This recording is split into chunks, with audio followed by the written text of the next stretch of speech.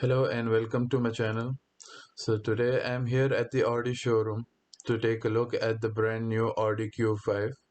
So for 2021 they have added a new front bumper and a rear bumper, and at the front you can see the grille is now shorter and wider, and they have also added some silver trim around the sensors at each corner and also at the splitter below the bumper. And they've also changed the headlights for this year. They have a bit of a sequence when you unlock it, and that only happens in the higher trims level. Because this is the base model, this won't do it. As you can see, when I unlock the car, there's no sequence, and there it is. Just the LED lights up a bit slowly. And now let's check out the side. So from the side, nothing much has changed except the alloy designs are a bit new. And this is the S line trim, and you can see there's a silver line, a side skirt I mean. And we have a 20-inch 255 front tire, and also a 20-inch 255 rear tire. And this is the quattro all-wheel drive, and all the models from the base to the top trim come with all-wheel drive as standard. So here we'll take a look at the rear now. And for this model year they've added OLED lights, and they can change depending on the drive select mode. And you can see I have the 45 TFSI model over here, is the base model. And at the lower end of the bumper they've added this diffuser and exhaust, which is not an exhaust, it's totally fake. And the actual exhaust is even below it.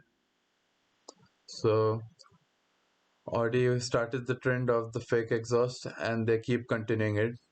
So now let's head to the interior and see how it is. So now I'm here in the interior of the Audi Q5, and the main changes are the flat bottom steering wheel for the S line trim and this new 10.1-inch touchscreen, and they have totally removed the MMI dial for this, and all is dependent on the touchscreen. But it is a pretty responsive one, and the touch is registered very fast. And you can see when we click, the the unit gives us a bit of a haptic feedback, and it's very similar to how you use an Android tablet or an iPad, so it's pretty good. And lower down you can see they've added a bit of a wood trim. You can also have carbon fiber or silver, and that's the drive selects, the auto start stop, traction control, the parking controls, and then there's a hill descent and the button to switch off the screen. And then there's the AC controls. You can see the dials, they're pretty good, well made, and they feel pretty good when you turn it. So there are no buttons, those blank buttons are for the heated seat control. And you can see for some reason I was having a problem for the auto climate, and you can see those buttons are touch sensitive. When I move my finger across, it registers that, so that's pretty good. So lower down we have a start stop button, a space to store your phone, that's a cigarette lighter, and a USB port. And then there's a small space where you can store the key fob or even keep a mobile phone, and another small space where I kept the key fob just to show it.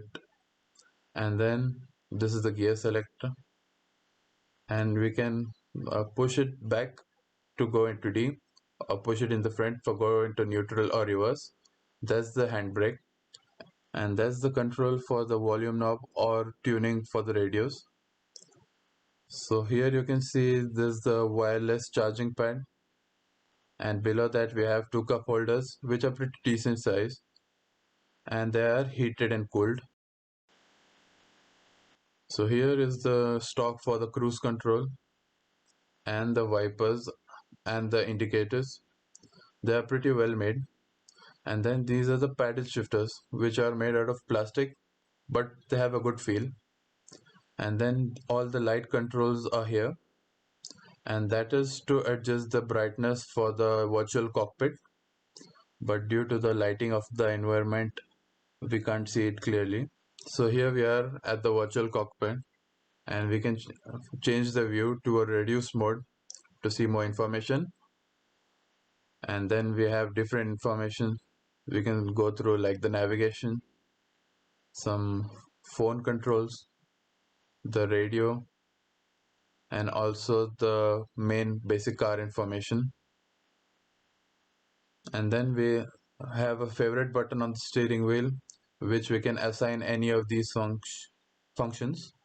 So here we'll take a look at the door, and it's got a wood trim and leather handrest, and you can see all the controls for the rear view mirrors and the windows.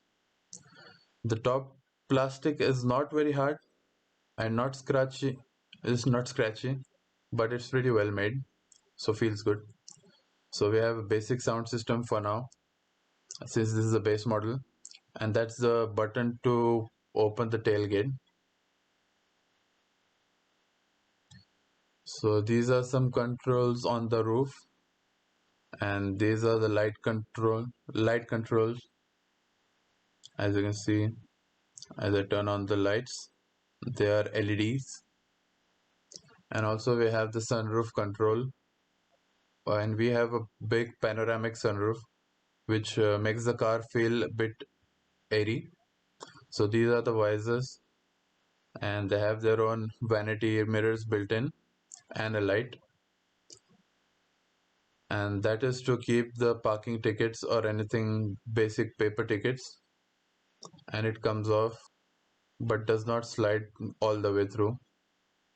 So space generally is pretty good, and for storage you can see the armrest can stay in any position you keep it in, and that's a good feature. And we have some space and a USB-C port, so that's it for storage over here. Then we have a decent sized glove box, as you'll see, and it's lined with the felt, so that any mobile phone or keys you keep inside, they won't rattle around or scratch. So that's nice. So I'll show you the headroom now. I'm 6'4" and I have pretty good headroom, almost a full hand's width. So that's nice. And anybody below 6'4" will be pretty comfortable in this car. I had to push the seat all the way back just because I am pretty tall. So now let's head to the back seat and see how much space we have. So sitting directly behind me at 6'4" is a bit tight for me, but people below 6'4" will be easily comfortable in this car.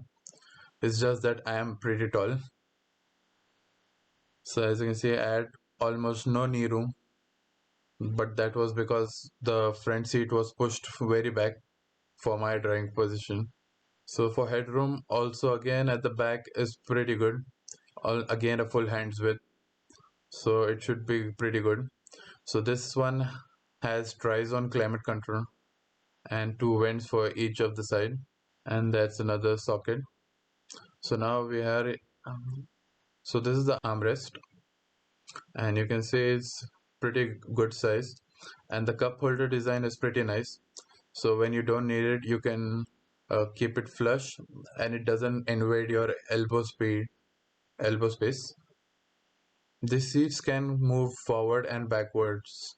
There's a seat control behind, and on the rear window we have a privacy cover, and everything else is the same, the quality of the materials, which is generally really good. And now we are here at the back, and now we can open the tailgate. So there are three ways to open it. One is a button at the front door. We can open it by pressing two times on the key fob, but for some reason it didn't work for me. Or we can press a button on the underside of the Audi logo. It's totally electric, and you can see the tail lights go up with the tailgate itself, and we have a nice square shape of the tailgate with the parcel shelf to cover any expensive goods you have kept in the trunk. So that's a nice feature. Overall, I believe with the seats up, it has 700 liters of space, and with the seats down, it's around 1500 liters. So we can carry a lot of bags or grocery bags. We have an LED light to illuminate the boot, and to push the seat down, there's a lever on the side. It doesn't go all the way down, you have to push it down by yourself, but after that, it gives you a pretty flat floor so you can store long items without any interruption. But it does have a bit of a load lip at the end, so if the items are a bit heavy, you'll have to lift them up instead of sliding them off, so that will be a bit of work. Overall, I think the boot space is pretty competitive with its rivals like the BMW X3 and GLC. You can see we have two buttons for the closing the tailgate. One is just for closing it normally.